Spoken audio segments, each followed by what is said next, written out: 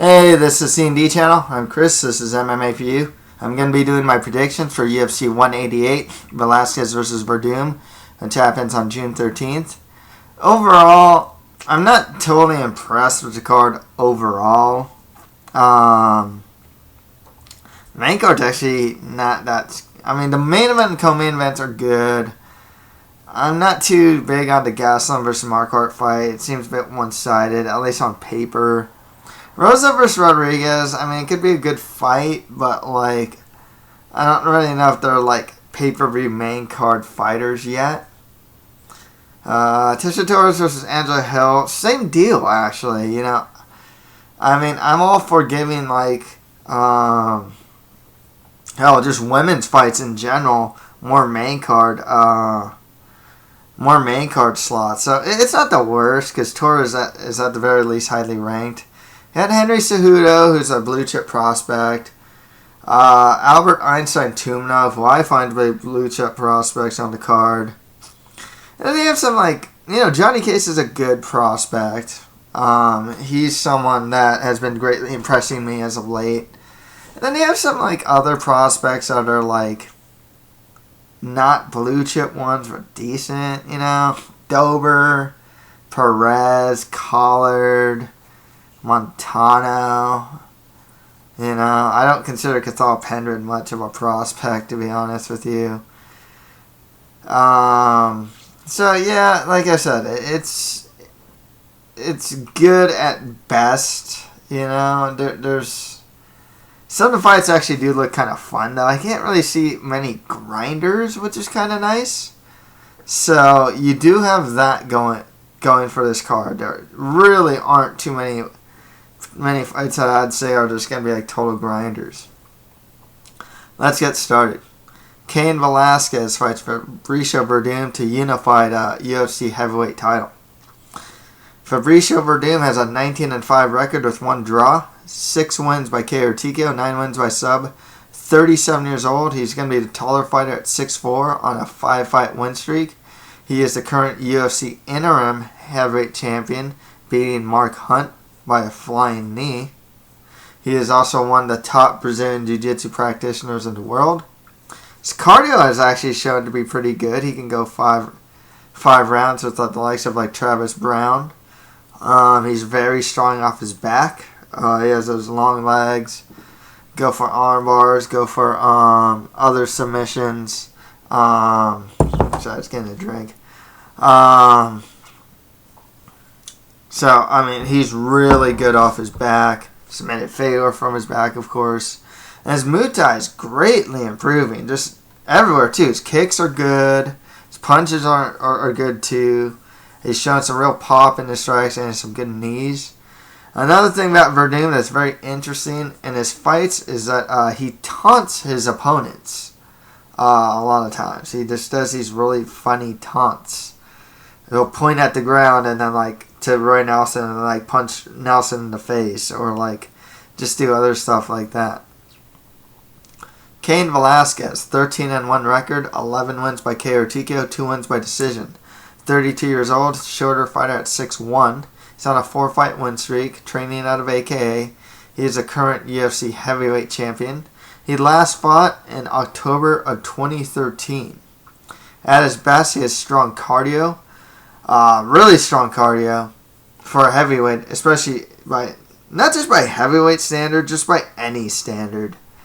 He's a strong wrestler, really strong clinch game. He'll make sure to clinch strike if he has you against the fence. His strong ground and pound, a really high work rate and high volume, striking both on the feet and on the ground. He's shown to have a pretty good chin.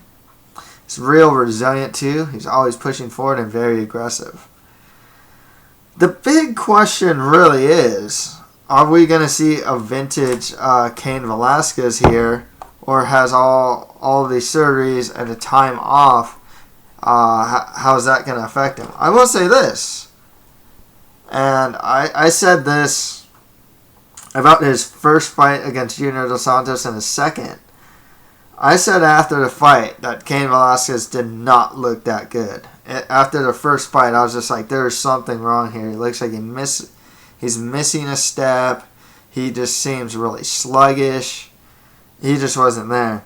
When he fought him the second time, I was like, I picked Velasquez again, and I was like, yeah, that's a Velasquez I expected to see against Dos Santos the first time. So, so I have seen him look bad coming off the injury. If Velasquez wasn't injured, I'd pick him sure thing. Sure thing. Werdum, man, this guy's been greatly improving. It's like, where does Velasquez beat Werdum? Where does Werdum beat Velasquez? Obviously, if the fight hits the floor, that's an interesting proposition. Just because Velasquez's work rate, he's just gonna keep punching his opponent. I don't know if, as strong as his jiu-jitsu is, I don't know if he'll just be overwhelmed. Also Velasquez can just get the ride position and just start punching, and just keep going. Other thing I see Velasquez do is clinch against the fence and just start using dirty boxing as one of his best strategies. It's worked for him, especially against Junior Dos Santos. Can definitely work here. Velasquez is going to have to bully Werdum. In open space, Werdum doesn't have a bad clinch too. He has really good knees. He's really tall and lanky too. So it really goes down to, I think, as far as finishing power on the feet, Velasquez isn't, both of them can drop opponents. Velasquez is the first guy to drop Junior Dos Santos, right?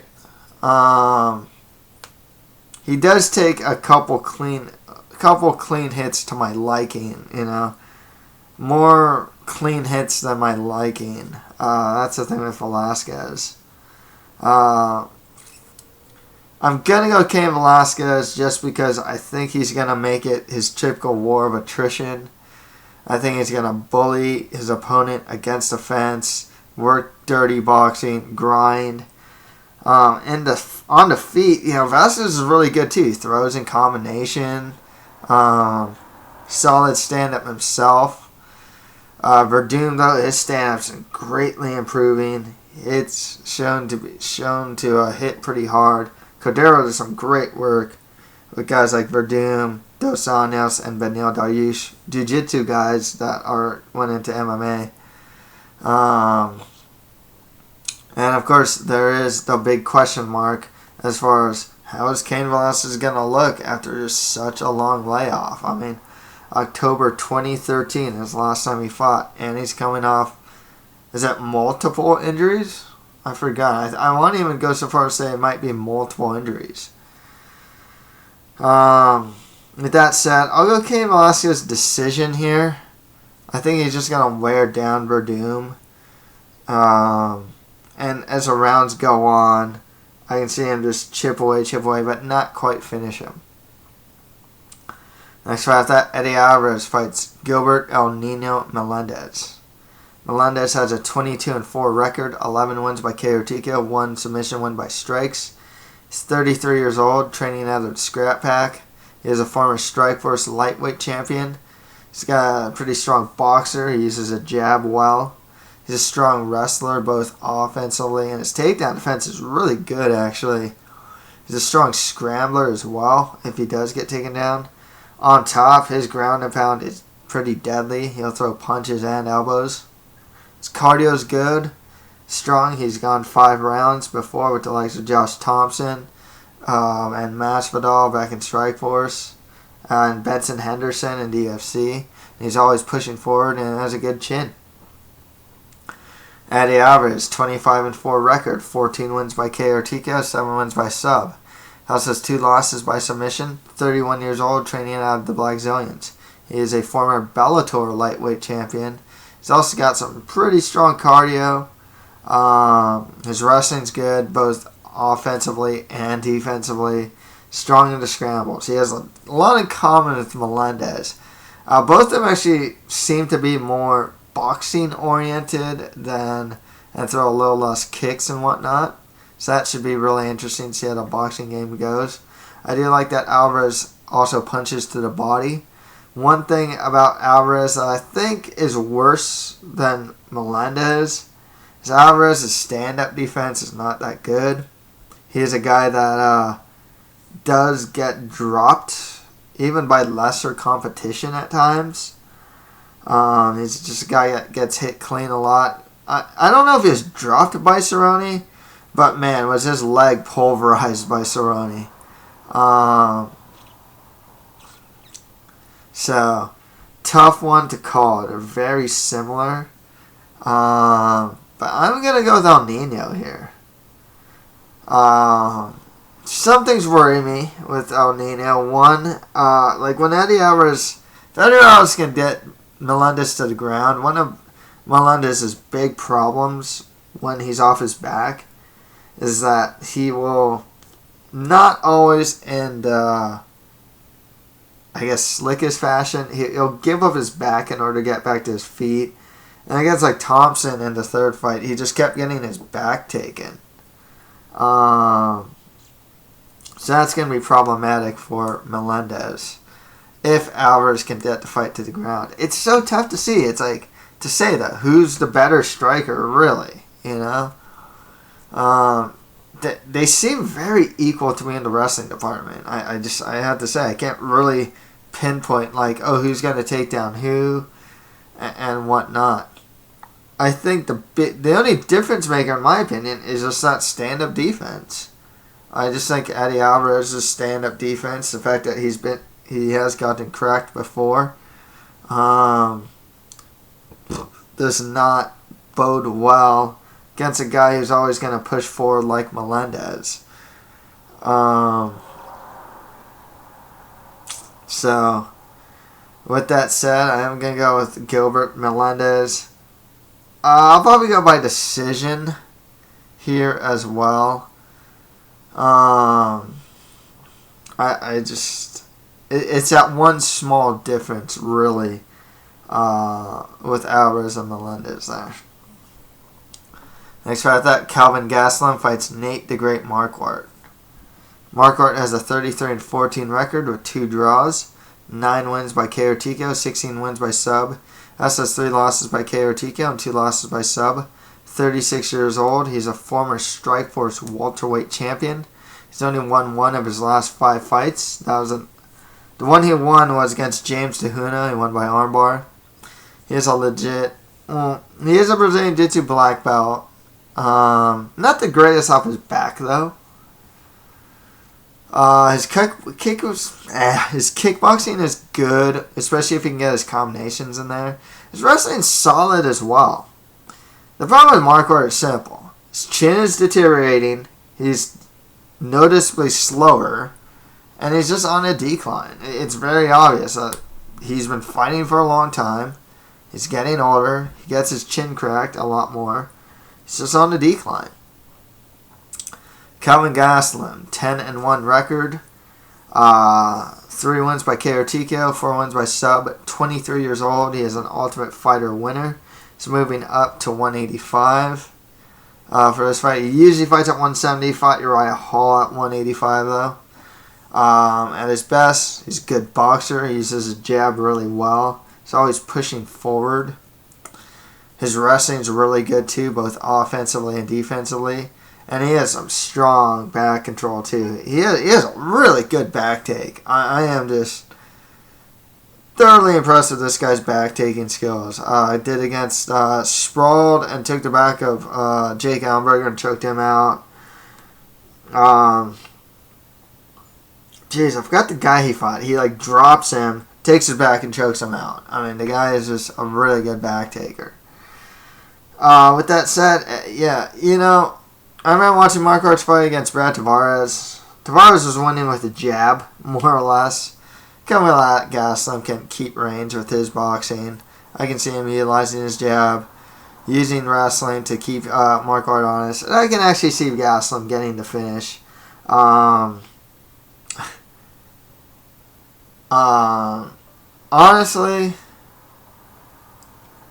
I can see KO TKO sub. Honestly, I'm not kidding. I can see a finish from Gastelum. Safe bets, well, not safe bets. Since I've been so high on like Gastelum's back taking skills. I'll go Kelvin Gastelum submission, most likely rear naked choke for the win. Honest truth, because even if Gastelum drops Marquardt, I can see him just take the back and maybe choking him out. Something he's done before. It's a sequence he seems to like. Not to say he can't just drop him and pound him out. Hey, he can do that too. Heck, he can just drop him and maybe get the one shot KO. I don't know. Not impossible. Especially against Marquardt these days. But for sure, Cain Gastelum by finish. I'll say sub. Next one, I thought Yair Rodriguez fights Charles Rosa. Charles Rosa, 10-1 record. 3 wins by KO TKO, 7 wins by sub. 28 years old, training out of ATT. He is a finisher. Real strong scrambler. He's good off his back. He scrambles really well, especially even if he's on his back. I want to say he has strong Brazilian Jiu-Jitsu, but I like to actually say he has strong submission grappling. So he's a guy that really looks for that sub. Stand-up, I'd say, is average. It's kind of kick-heavy. Won't say it's bad, but won't say it's anything great either. Yair Rodriguez, 4-1 record, 1 win by KO, 1 win by sub. He's on a 2-fight win streak. He is an Ultimate Fighter winner.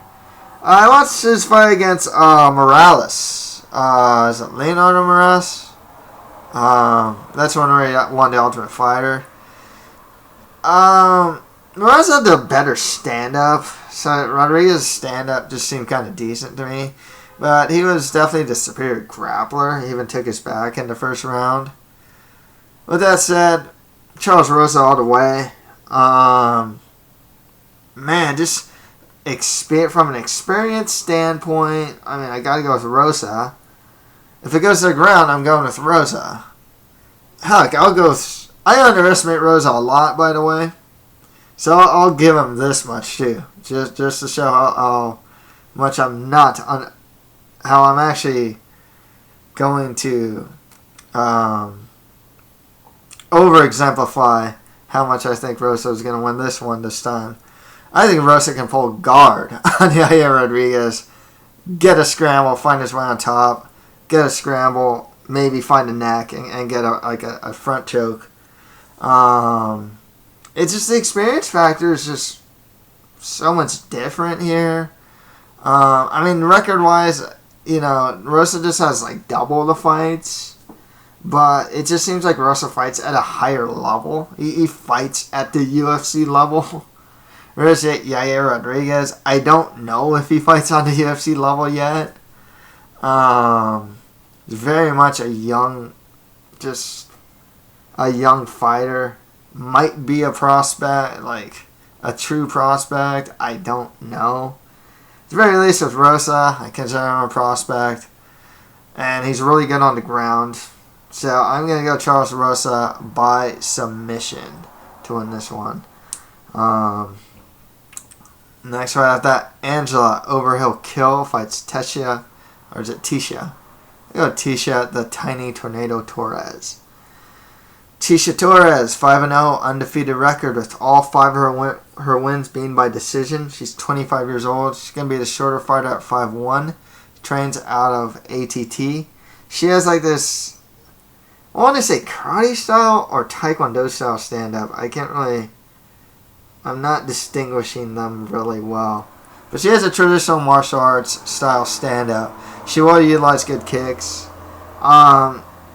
She can be a bit unorthodox just in the sense that she'll use it. She has a really good side kick, for example, and she'll use a lot of the front leg and front arm strikes instead of like alternating. Like there's one when she was fighting Magana, right? It's like front leg. It's like a front leg head kick to front leg hook to front leg side kick. She's not, switching.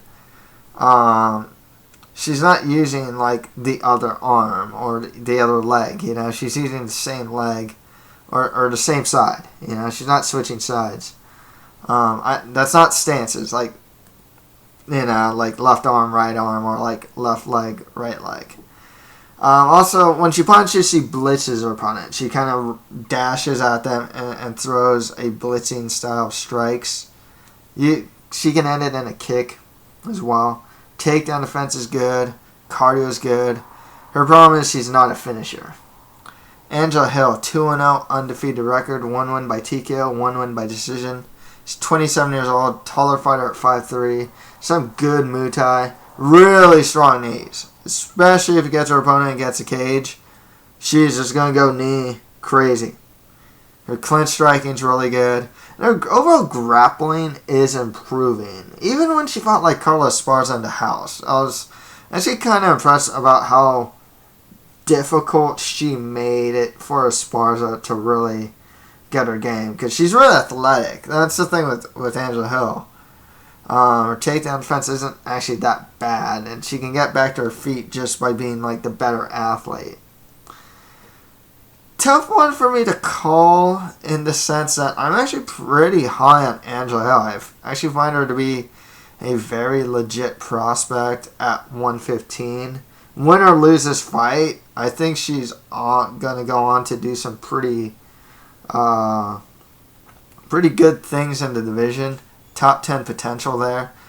Torres is still a prospect in her own right. She only has 5 fights. She has a pretty extensive amateur record. Only 25 years old.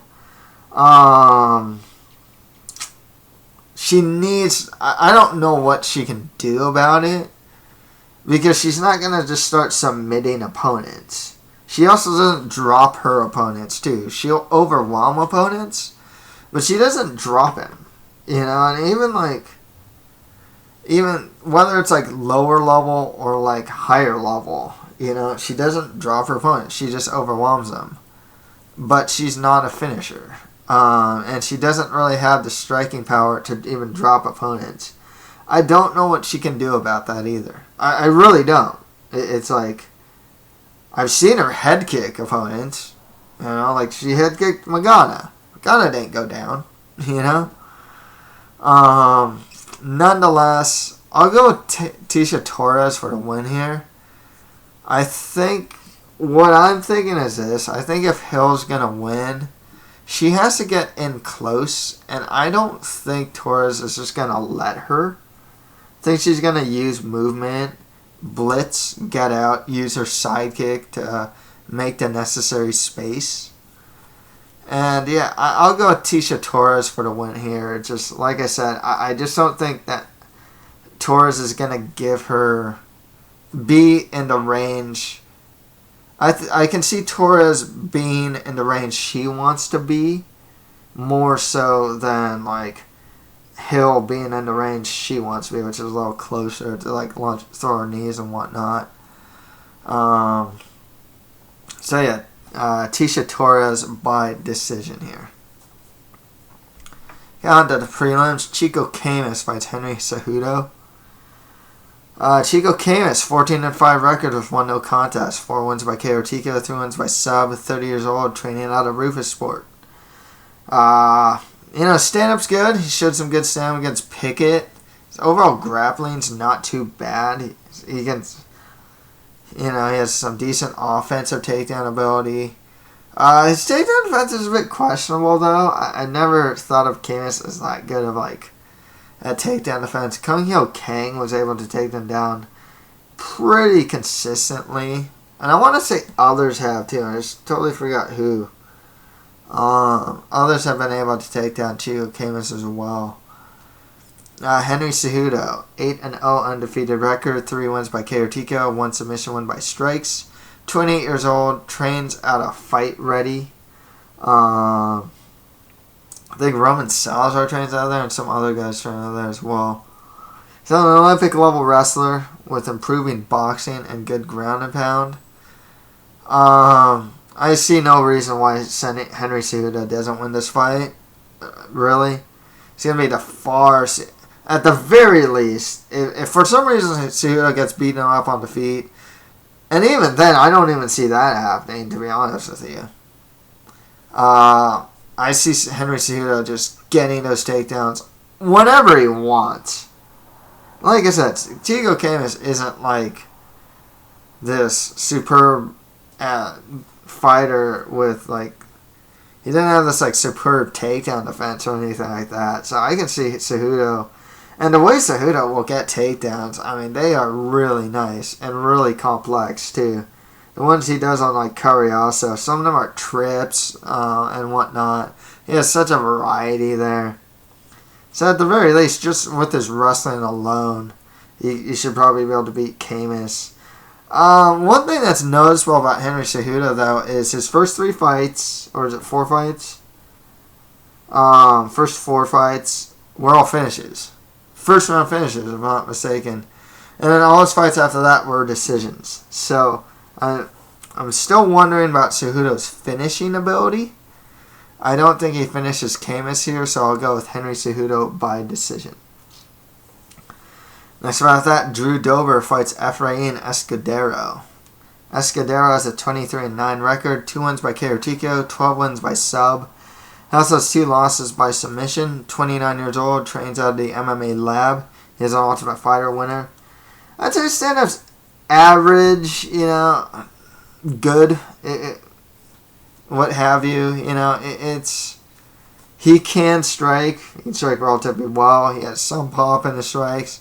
His wrestling and Brazilian Jiu-Jitsu are also solid as well. He's not, he can do a little bit of everything at this point, but he doesn't really excel at any one aspect of MMA. And also, like, his fight IQ is not the greatest. He'll, strike when he should be wrestling, and he wrestles when he should be striking. Drew Dober, 15-6 record with 1 no contest, 2 wins by KO, 9 wins by sub, 26 years old. Kind of same here, just a guy, his stand-up's good. I believe he's, he has most wins by sub, but it's because he, rocks opponents and then, finishes them. But, he can do a little bit of everything. His grappling's not too bad. He can strike relatively well. So, with that said, I just trust Drew Dober to have a more consistent game than Escudero. Like I said, Escudero will wrestle when he should be striking or strikes when he should be wrestling. You can even see that in, the Mac Danzig fight. I think he was trying to strike with Danzig, and then he was just getting out-wrestled, the whole time, There's other fights too, or it's just what are you doing, man? And like I said, with Drew Dober, his striking is not too bad, his grappling isn't too bad either. I wouldn't say he's great at any one aspect of MMA, so, did relatively well against a grinder in Leandro Buscape Silva too. And that guy's huge for the weight class. So yeah, Drew Dober by decision here. Next fight after that, Alejandro Perez fights Patrick Williams. Perez has a 15-5 record, 6 wins by KO, 5 wins by sub. Has 2 losses by submission. He's on a 2-fight win streak. He's an Ultimate Fighter winner. Beat Jose Quinones to win the Ultimate Fighter. And why should we watch that fight? Stand-up didn't look too bad there. I want to say that he showed a good kicking game, if I'm not mistaken. But his wrestling game wasn't too bad either. Jeez. Mixing up fights now. Trying to remember exactly what he did. I remember at Quinones, he did this illegal headbutt that made him lose a lot of points in that fight. Otherwise, it's hard to. I remember stand-up didn't look too bad, and his overall wrestling game didn't look too bad either. Patrick Williams, 7-4 record, 4 wins by KO, 2 wins by sub. He also has 2 losses by KO, 33 years old. Last fought in April 2014 when he got flying knee KO'd by Chris Beal. He's a good wrestler, but man, his stand-up. This guy is sloppy. I mean, he is just wild and reckless. With that said, Alejandro Perez has once again the more consistent game. Williams just seems really raw to me when I see him fight. So I'll go with Alejandro Perez by KO or TKO, actually. Yeah, I'm just not that impressed with Patrick Williams' game. Maybe he uses his wrestling consistently on Perez here. I just don't see that really happening. So, yeah, I'll go with Perez by KO or TKO. Next fight that, Johnny Case fights Frank Trevino. Trevino has a 12-0 undefeated record, 4 wins by KO or TKO, 4 wins by sub. 33 years old, he's going to be the shorter fighter at 5'10", trains at a Macaca Gold team. I rewatched his fight against Renee Forch. I thought his stand-up was good. You know, he showed a good leg-kicking game.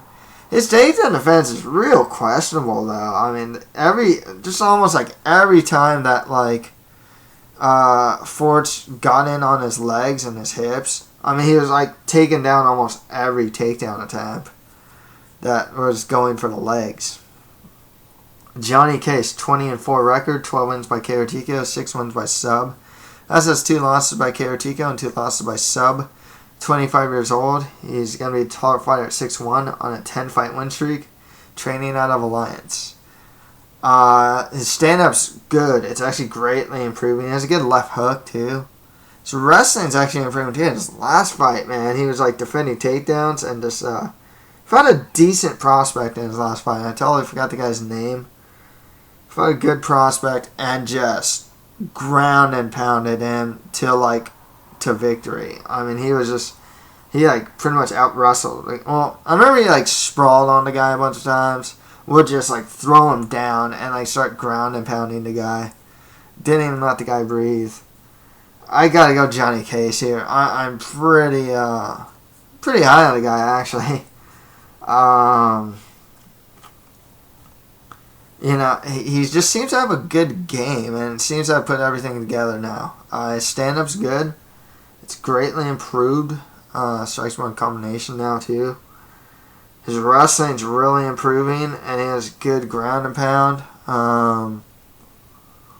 So, yeah, I'll go with Johnny Case here. I'll go with, a ground and pound finish again. I'll go with Johnny Case, KO or TKO. I think he can get Trevino down to the ground, if need be, and just pound him out. So, yeah, Johnny Case, KO or TKO. Got to prelims. Now it's my time to go off on Cathal Pendred. Okay. So Augusto Dodger Montano fights Cathal Pendred. I do this a lot with Cathal Pendred. Or I at least did it with the Sean Spencer fight. And the way the Sean Spencer fight was almost I picked Sean Spencer to win, and I think I more or less hinted that Cathal Pendred can still get the win. Because he did that against found another guy with an off. I think it's Umalatov, right? Or Tukugov? No, I don't think it's Tukugov. I think it may have been Umalatov, where it's how did Cathal Pendred get the win? So, here we go. Cathal Pendred, 16-2 record with 1 draw, 6 wins by KO or TKO, 1 win by sub, 27 years old. He's pretty big for the weight class, actually, 6'2". Height-wise, he's actually going to be the same as Montano. He's on a 7-fight win streak, trains out of SBG Ireland. His strengths really would be his resilience. He's just tough as nails. He's always pushing forward. He's a decent wrestler. He's not a great wrestler by any stretch. His Brazilian Jiu-Jitsu skills, his overall grappling skill is not too bad, though. Once on the ground. Actually, I almost finished Sean Spencer by, a Kimura. Got a real good, against Mike King, got that rear naked choke. His striking is below average. Honest truth. He has the really telegraphed punches. really slow uppercut. He is not a quick guy. And this guy is just... He does not have quick hands. He does not have an explosive shot or anything like that. Augusto Dodger Montano, 15-1 record, 10 wins by KO TKO, 5 wins by sub, 30 years old. Also 6-2 on a 6-fight win streak. He is a finisher. I remember his last fight. He fought, Heatherly, right? Shows him good stand-up there. Really good knees, especially. I'd actually say he's something more of an action fighter here. So, this is wrong with Cathal Pendred. He can very much, skill-wise, I think Montano's probably the more skilled guy. I said that about Sean Spencer. Proved to be true. Still lost. Montano's going to have to finish Pendred to get the win. I don't know how else to say it. Pendred's just going to go after him. He's going to push forward. He's going to get hit. He's going to get hit clean. Probably get up against the cage. Probably get a takedown. I said this about his last fight. He can will himself to get that too. He will just keep going and going for it until he gets that takedown. Like I said, it's just like because he's always pushing forward and whatnot. I gotta go with Cathal Pendred by decision here. It's just Montano's a finisher, so that's good. But you know, a guy like Pendred, he's really tough. He's always gonna be in his face. I'll try and take him down to the ground. He'll make the fight ugly too, man. That's the thing with Cathal Pendred. He'll make the fight ugly. He can make it a grinding affair if he needs to. But he'll do that to get the win, you know? He can just grind up against his opponent against the cage, try and get takedowns. And at the very least, he's the guy that looks like that's pushing offense in some way, shape, or form, even if he really isn't. Cathal Pendred by decision. It's, you know, I think Montano is probably the more skilled striker. But yeah, it's just, you know, I've seen it before with Pendred. I think that, like, there's something about his offense, and he can punch air, he can whiff air. He still gets to win. So Cathal Pendred by decision. Next fight after that, Gabriel Mowgli Benitez fights Clay Collard. Excuse me. Benitez, 17-4 record, 6 wins by KO TKO, 9 wins by sub. Has his 2 losses by submission. 26 years old on a 3-fight win streak. I watched this fight, rewatched this fight against Humberto Brown. His kickboxing is not too bad. You know, solid kickboxer. His Brazilian Jiu-Jitsu is good. He'll go for triangles and stuff and arm bars off his back. Will go for a guillotine if his opponent leaves his neck out. His takedown defense, though, is pretty questionable. It looked like Humberto Brown was kind of easily able to take down Benitez. Clay Collard, 14-5 record with 1 no contest. 8 wins by KO TKO. 2 wins by sub. He also has 2 losses by submission. He's only 22 years old, training out of Pit Elevated. Not the cleanest guy. This guy is raw. I mean, just super raw. He wants to fight against Alex White. And it was a fun fight, but man, it was sloppy. I would go so far to say he's a brawler. A really good chin. Wants the Max Holloway fight. This guy just does not go down. Actually wants the Alex White fight. This guy just does not go down. He's real resilient, and he's always pushing forward. There's something about Clay's collar style that I think is just going to wear down Gabriel Benitez here. I think he's just going to push forward, maybe take a strike or two. He's always going to be in Benitez's face. Benitez has never been knocked out. Collard. I'll go Clay Collard here by decision. I think he's just going to ultimately outwork Benitez. Like I said, though, I do like what I saw out of Benitez's game. If Collard wants to try and get some takedowns on him, I think he might be able to get some on Benitez as well. So, and even though, like, I do like what I saw out of Benitez's game, it was against Humberto Brown, so I don't really know if he's as good as, like, you know, you can look good against, like, lesser opposition, you know. But, yeah, Clay Collard by decision. And finally, Albert Einstein Tumenov fights Hector Urbina.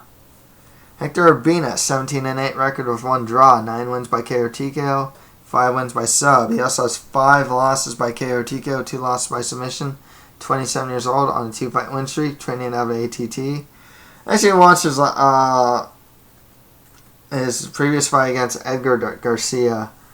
He almost got, like, he was in some really bad position against Garcia, though, man. He got his back taken and whatnot. His stand-up seems kind of average. His front choke game didn't look too bad. He eventually won by guillotine. So his jiu-jitsu's not too bad. I remember on the show, too, he didn't particularly impress me that much. On The Ultimate Fighter. He was on Ultimate Fighter, right? Yeah. Tumenov, 15-2 record, 10 wins by KO TKO, 5 wins by decision. 23 years old on a 3-fight win streak.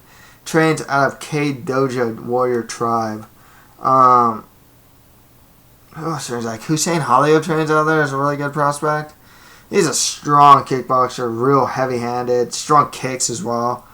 Knocked out Matt Dwyer with 2 head kicks in a row. And his takedown defense is greatly improving. To be honest with you, man, I don't know what this fight's doing on Fight Pass. I don't know what Tumenov is doing on Fight Pass.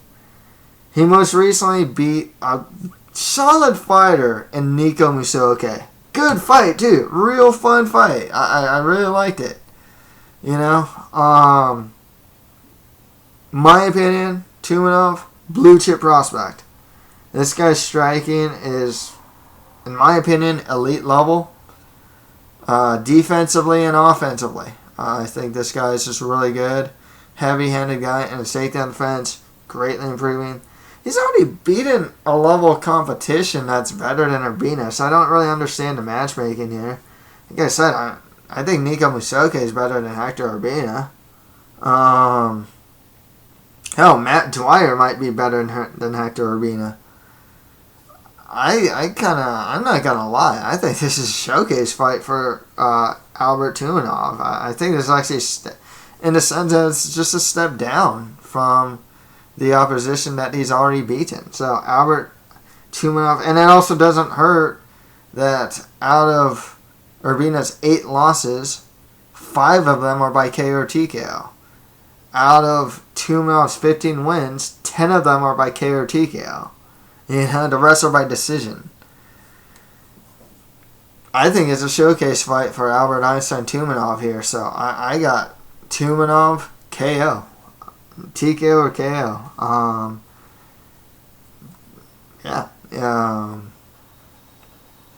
Much better striker than Urbina, and I think he can defend his takedowns.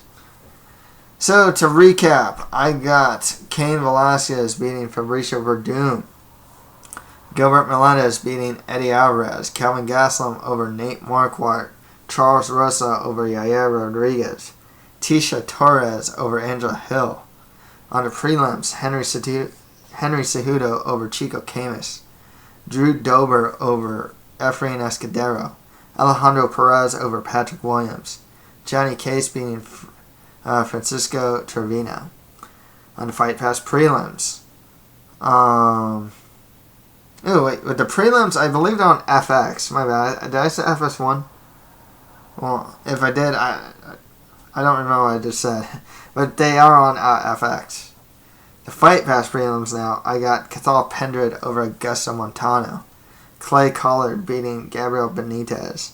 And Albert Tumenov over Hector Urbina. So that's it for my predictions for UFC 188. Velasquez versus Werdum. If you have any comments, just leave them below. And that's it for MMA for you. Thank you guys very much.